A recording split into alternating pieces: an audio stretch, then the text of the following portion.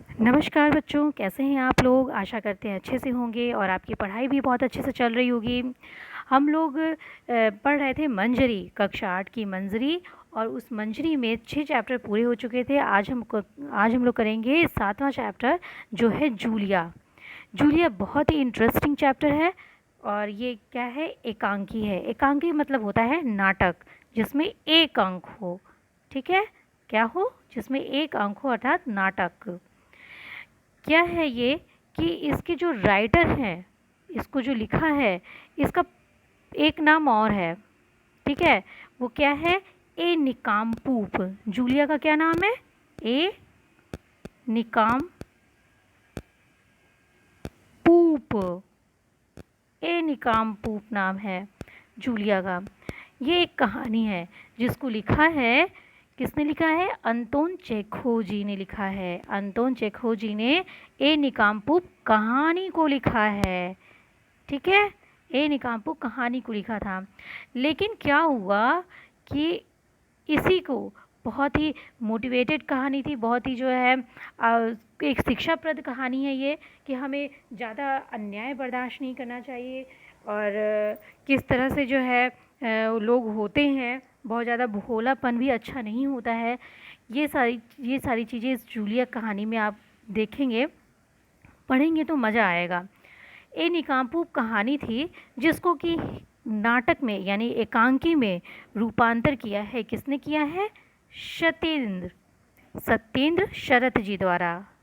सत्येंद्र शरत जी द्वारा जो है इसको रूपांतर कर दिया। कहानी थी, इसको एकांकी में रूपांतर करके सत्येंद्र शरत जी ने ये इसकी रचना की है। ठीक है, और ये तो इन्होंने रूपांतर तो इन्होंने किया है, लेकिन कहानी किसकी है किसका? ये अंतोन चेखोव जी का है। ठीक है, तो चलिए, इतनी नॉलेज लेने के बाद अब हम आ जाते हैं जूलिया कहानी पर। ऊपर का ये पढ़ते हैं जो एक निचोड़ होती है। हम बता दें ना आपको कि ये ऊपर जो लिखा होता है ना, ये एक निचोड़ होता है आपके पूरे चैप्टर का। प्रस्तुत एकांकी में एक भोली भाली गवर्नेंस, गवर्नेंस किसको बोलते हैं? गवर्नेंस उसे कहते हैं जो छोटे बच्चों की शिक्षा, जो उनकी देख रेख करते हैं, छोटे बच्चों की जो सेविका होती हैं, उसे हम गवर्नेंस बोलते हैं। ठीक, तो क्या है कि मार्मिक पीड़ा और विवशता का सजीव चित्रण। सजीव चित्रण क्यों कहा गया है? कि जब हम इसको पढ़ेंगे ना, तो चित्र हमारे सामने आ जाएगा, इसी कारण से इसको बोले हैं सजीव चित्रण।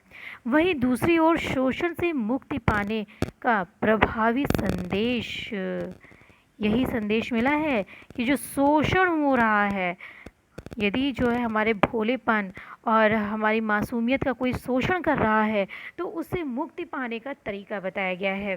हाँ, कि हमें ऐसा होना चाहिए कि नहीं होना चाहिए। ठीक है, तो चलिए, बच्चों की गवर्नेंस जूलिया, क्या नाम है उसका? अब भाई ये तो रूसी थे, तो इनका नाम भी तो ऐसा ही होगा ना। और रूसी में कौन सा करेंसी चलता है, यानी मुद्रा चलती है? रूबल। रूसी में क्या चलता है? रूबल। और रूस से ही सटा हुआ है यूरोप। यूरोप में 19, अब तो एक और जुड़ गए हैं, 20 हो गया है, क्रोएशिया और जुड़ गया, 20 हो गया। 20 देशों में, यूरोप के 20 देशों में यूरो करेंसी होती है। और रूस में कौन सी करेंसी चलती है? रूबल। ठीक है, आगे आएगा रूबल। तो ये देखिए, इनका क्या नाम है? बच्चों की गवर्नेंस जूलिया वसिल देवना, ये इनका पूरा नाम है। जूलिया दबे स्वर में, आपने मुझे बुलाया था मालिक। अब बुलाया होगा मालिक ने, तो गृह स्वामी जो हैं यानी मालिक जो हैं वो कहते हैं, हाँ हाँ बैठ जाओ जूलिया, खड़ी मत रहो। जूलिया बैठती है और कहती है, शुक्रिया। गृह स्वामी, हाँ तो जूलिया, मैं तुम्हारी तनख्वाह, तनख्वाह मतलब सैलरी का हिसाब करना चाहता हूँ। अब भाई ये देखो, गृह स्वामी जो है वो हिसाब कर रहे हैं, यहीं से कहानी शुरू हो रही है। मेरे ख्याल से तुम्हें पैसों की ज़रूरत होगी। अभी तक वो इतनी भोली भाली थी जूलिया कि वो अभी तक ये नहीं बताएं कि भाई इतना देर हो गया है, मुझे पैसे दे दो, हाँ मेरी सैलरी मुझे दे दो। लेकिन देर हो गई, कुछ बोली नहीं संकोच में, तो भाई मालिक ने खुद ही बोल दिया, गृह स्वामी ने खुद ही कह दिया कि तुम्हें पैसों की ज़रूरत होगी, और जितना मैं तुम्हें अब तक जान सका हूँ, मुझे लगता है कि तुम अपने आप पैसे कभी नहीं मांगोगी। सही बात है, इसलिए मैं खुद ही तुम्हें पैसे देना चाहता हूँ। हाँ, तो तुम्हारी तनख्वाह 30 रूबल महीना तय हुई थी। 30 रूबल आया ना रूबल? ये रूबल है रूस की करेंसी, रूस की मुद्रा। जैसे इंडिया में रुपए होता है ना, हमारी मुद्रा है, हमारी करेंसी रुपए में है, 1 रुपये 2 रुपये ऐसे चलता है, वैसे ही वहाँ रूस में चलता है रूबल। 30 रूबल की बात भाई तय हुई थी कि महीना में 30 रूबल मिलेंगे। लेकिन क्या हुआ कि जूलिया विनीत स्वर में बोली, मतलब विनम्रता से बोली। ठीक है, विनीत मतलब विनम्रता से बोली, जी नहीं मालिक, 40 रूबल हुए थे। अब वो परीक्षा ले रहे हैं या जो भी कुछ हो, वो बोले गृह स्वामी अब आगे पता चलेगा। कहानी तो शॉर्ट में मैं आपको बता दूं, लेकिन यदि आप पढ़ेंगे नहीं और उसको यदि आप इंटरेस्ट लेके पढ़ेंगे नहीं और बीच बीच में जो शब्द आएंगे उनको आप समझेंगे नहीं, तो फिर मज़ा नहीं आती है। इस वजह से मैं आपको पूरी कहानी नहीं बता रही हूँ। ठीक है, तो चलिए, जी नहीं मालिक, 40 रूबल। तो गृह स्वामी, नहीं भाई 30। ये देखो डायरी, पन्ने पलटते हुए, अब पन्ने यूं ही पलट रहे हैं या ऐसे ही क्या कर रहे हैं, वो पन्ने पलटते हुए कहते हैं देखो ये डायरी में लिखा हुआ है 30 रूबल, मैंने इसमें नोट कर रखा है, मैं बच्चों की देखभाल और उन्हें पढ़ाने पढ़ाने वाली हर गवर्नेंस को 30 रूबल महीना ही देता हूँ। तुमसे पहले जो गवर्नेंस थी यानी सेविका थी, उसे भी मैं 30 रूबल महीना ही देता था। अच्छा, तो तुम्हें तुम्हें हमारे यहाँ काम करते हुए 2 महीने हो गए भाई, 2 महीने हो गए और तनख्वाह आज जाके मिल रही है। ठीक, तो 2 महीने हो गए हैं। तो जूलिया दबे स्वर में, जी नहीं, 2 महीने 5 दिन। अपनी बात तो कह रही है जूलिया, लेकिन किस स्वर में? दबे स्वर में। 2 महीने 5 दिन। अब गृह स्वामी ने, लेकिन बात तो कह रही है, लेकिन हामी भी भरती जा रही है। उस अन्याय जो उसने कह दिया, अपने सच्चाई पे अडिग नहीं है, ये जो किसने कह दिया उसको मान भी ले रही है, स्वीकार भी कर ले रही है। ठीक है, तो ये इतनी भोली है, इसे क्या कहेंगे, भोलापन ही तो कहेंगे। तो जूलिया इतनी भोली है जूलिया, दबे स्वर में बोलती, जी नहीं, 2 महीने 5 दिन। गृह स्वामी, क्या कह रही हो जूलिया, ठीक 2 महीने हुए हैं भाई। भाई मैंने डायरी में सब नोट, इन्होंने सब नोट करके रखा है डायरी में, भाई मैंने डायरी में सब नोट कर रखा है। हाँ, तो 2 महीने के बनते हैं 60 रूबल। ठीक, आप भी काउंट कर लीजिए। अब उनके अनुसार तो 30 रूबल हुए, तो 60 रूबल हुए ना 2 महीने के। लेकिन 60 रूबल तभी बनते हैं जब महीने में तुमने एक दिन भी छुट्टी न ली हो। अब शुरू हुई इनकी राजनीति, तुमने एक दिन भी छुट्टी न ली हो, तुमने इतवार, इतवार यानी संडे, तुमने इतवार को छुट्टी मनाई थी। लो भाई, इतवार को तो छुट्टी मनाई ही जाती है। उस दिन तुमने कोई काम नहीं किया, सिर्फ कोल्या उनकी लड़की है, कोल्या को घुमाने के लिए ले गई हो। और ये तो तुम भी मानोगे कि बच्चों को घुमाने ले जाना कोई काम नहीं होता। इसके अलावा तुमने 3 छुट्टियां और ली है, ठीक है ना? देख लीजिए भाई। और वो ठीक है में ठीक है बोलना है। जूलिया कहती हैं दबे स्वर में, जी आप कह रहे हैं तो ठीक।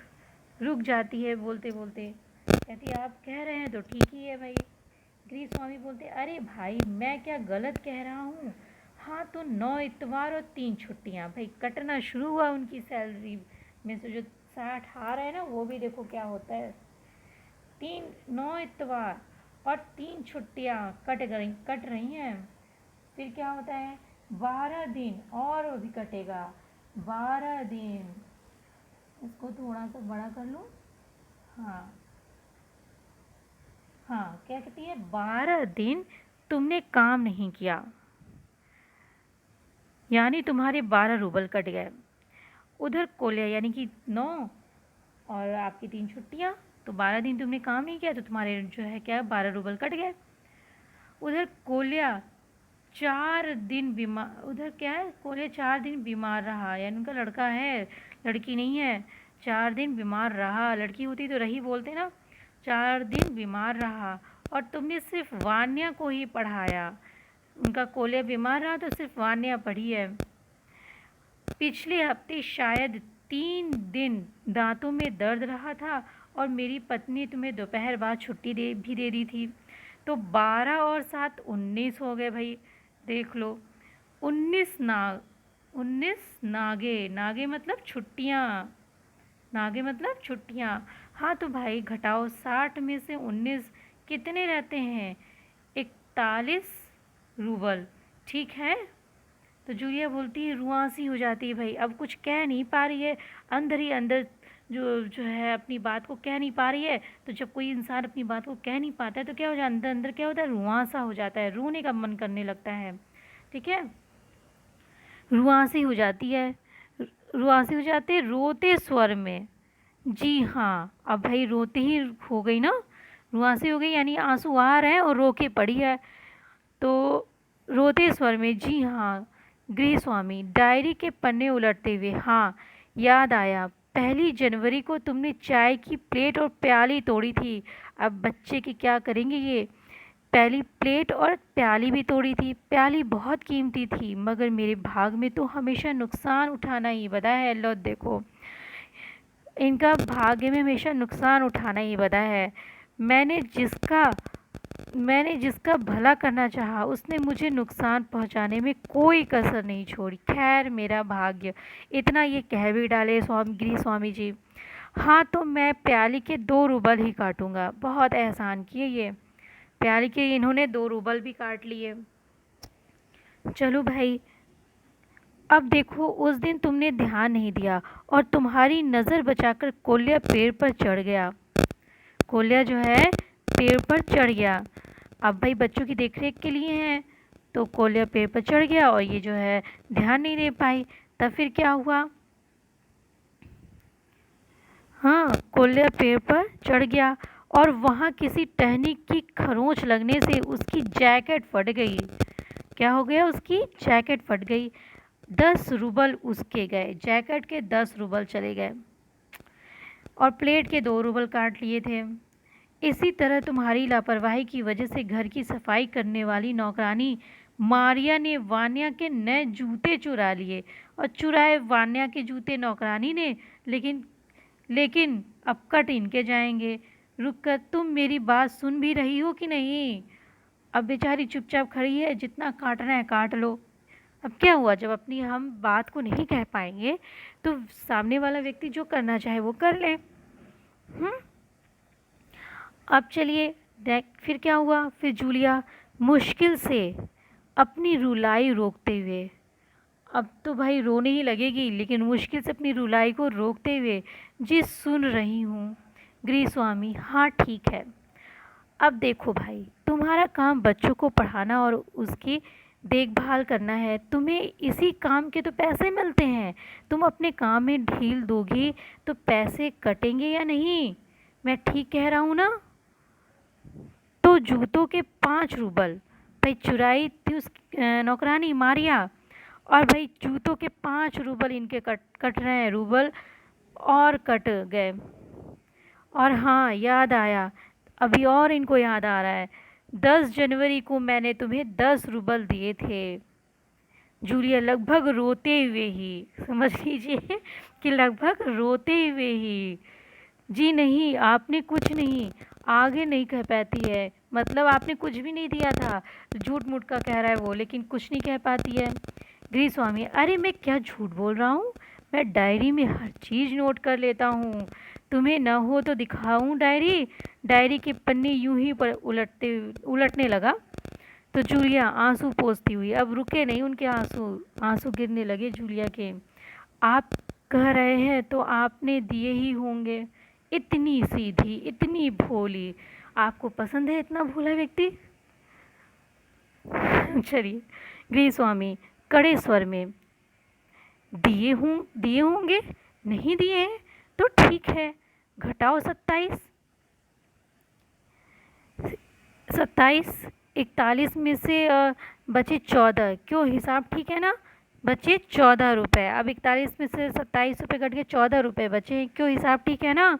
तो जूलिया आंसू पीती हुई, आंसू पोंछते पोंछते अब आंसू को अब पी रही हैं, मतलब आंसू गिरे ना, कांपती आवाज़ में बोली, जैसे वो उसको मारेगा डंडा लेके। तो कांपती आवाज़ में बोल रही है, मुझे अभी तक एक ही बार कुछ पैसे मिले थे, देखो इनका भोलापन, पैसे मिले थे और वो मुझे मालकिन ने दिए थे, सिर्फ 3 रूबल, ज़्यादा नहीं। लो देखो, तो ग्रेस स्वामी ने कहा जैसे आसमान से गिर गया हो उनके ऊपर। लो, उनको पता ही नहीं था कि 3 रूबल और मिला है इनको। अच्छा, और इतनी बड़ी बात तुम्हारी मालकिन ने मुझे बताई तक नहीं? देखो, तुम न बताती तो हो जाता ना अनर्थ। अनर्थ मतलब बहुत काम बिगड़ जाना, ठीक है? अनर्थ हो जाना मतलब बहुत ज़्यादा नुकसान हो जाना। खैर, कहते खैर देर से, खैर देर से ही सही, मैं इसे भी डायरी में नोट कर लेता हूँ। लो, डायरी खोलकर खोलकर उसमें यूं ही कुछ लिखता है, मतलब यूं ही नाटक करता है लिखने का, यूं ही कुछ लिखता है। हाँ, तो 14 में से 3 और घटा दो, बचते हैं 11 रूबल। कितने रूबल? 11 रूपये। अभी तक तो खुद ही कट रहे थे, आप खुद ही पैर पे कुल्हाड़ी मार ली अपने। हाँ, तो अभी 11 रूबल हो गए। जेब से निकाल कर देता है, तो लो भाई, ये रही तुम्हारी तनख्वाह। 2 महीने में उनको कितने मिल रहे हैं? 11 रूबल। देते हुए, संभाल लो, गिन लो, ठीक है ना? स्वामी बोले, ये लो, संभाल लो इनको, गिन लो, और ठीक है ना? तो जूलिया क्या कहती है? कांपते हाथों से रूबल लेती है, कांपते ही स्वर में, जी धन्यवाद, जी धन्यवाद। स्वामी, अब तो भाई इतना कोई भोला हो जो कह दे जी धन्य, इतना सहने के बाद, इतना शोषण सहने के बाद, इतना जानने के बाद कि हाँ मेरे साथ अन्याय हो रहा है, उसके बाद बोले जी धन्यवाद। तो सामने वाला व्यक्ति जो जिसके अंदर भी इंसानियत बाकी है, उसे गुस्सा तो थोड़ा आएगा ही। तो क्या होता है, स्वामी सोफे से उछलकर खड़े हो गए, यानी कि क्रोध से उठ के खड़े हो गए, और भारी आवाज़ में, यानी कि भारी या गंभीर आवाज़ में आवाज़ करते हुए कमरे में क्रुद्ध शेर की तरह, क्रुद्ध मतलब गुस्से से भरे हुए शेर की तरह, 1-2 चक्कर लगाए। ठीक है, मतलब इतना मैंने इसका जो है वो किया, शोषण किया, इतना हमने इसका पैसे काटे, लेकिन फिर भी ये जो है कुछ नहीं बोली। उसी गुस्से में वो 1-2 चक्कर लगाए, फिर बोले धन्यवाद।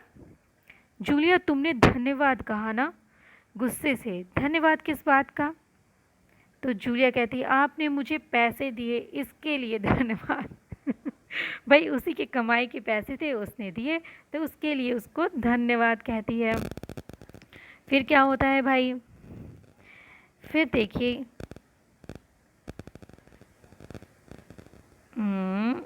हाँ 1 मिनट, हाँ चलिए। फिर हाँ, फिर गृहस्वामी ने सोफे से उछल कर, ये हो गया। हाँ, ये कहती है कि आपने मुझे पैसे दिए इसके लिए धन्यवाद। गृहस्वामी अपना गुस्सा नहीं संभाल पाए, गृहस्वामी ठीक ऊंचे स्वर में लगभग चिल्लाते हुए उसे बोले, तुम मुझे धन्यवाद दे रही हो जूलिया, जबकि तुम अच्छी तरह जानती हो कि मैंने तुम्हें ठग लिया है। ठगना मतलब धोखा देना, ठग लेना यानी धोखा देना, ठीक है? तुम्हें धोखा दिया है, तुम्हारे पैसे हड़प लिए हैं, ठीक है? सब एक दूसरे की पर्यायवाची है, और तुम इसके बावजूद तुम मुझे धन्यवाद दे रही हो। गुस्से में आवाज़ कांपने लगती, मतलब खूब ज़्यादा गुस्सा हो जाने लगता है, तो उसकी आवाज़ कांपने लगती है। तो जूलिया कहती, जी हाँ मालिक।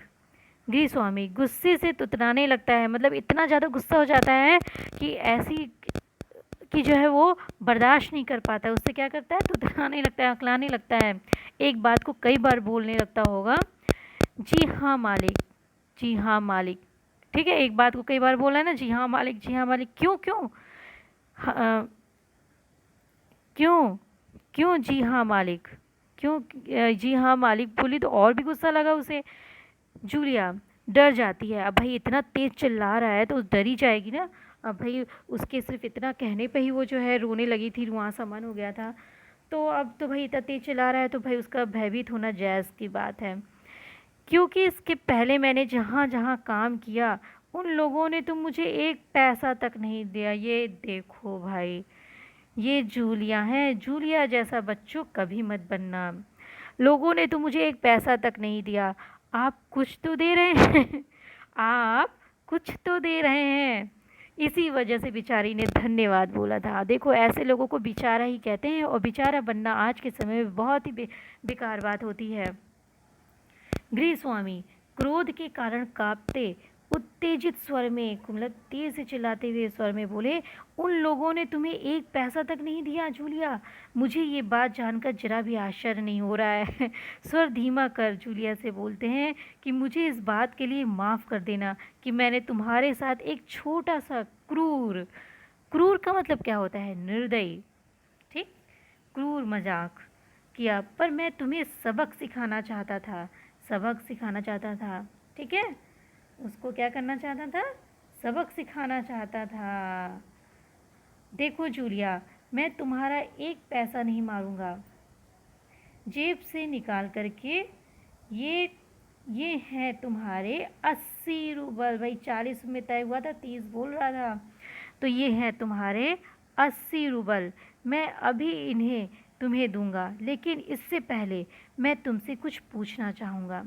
जूलिया, क्या ये ज़रूरी है कि इंसान भला कहलाने, बहुत ही इम्पोर्टेंट लाइन है, ध्यान से सुनिए, क्या ये ज़रूरी है कि इंसान भला कहलाने के लिए इतना दब्बू, भीरू और बोदा बन जाए?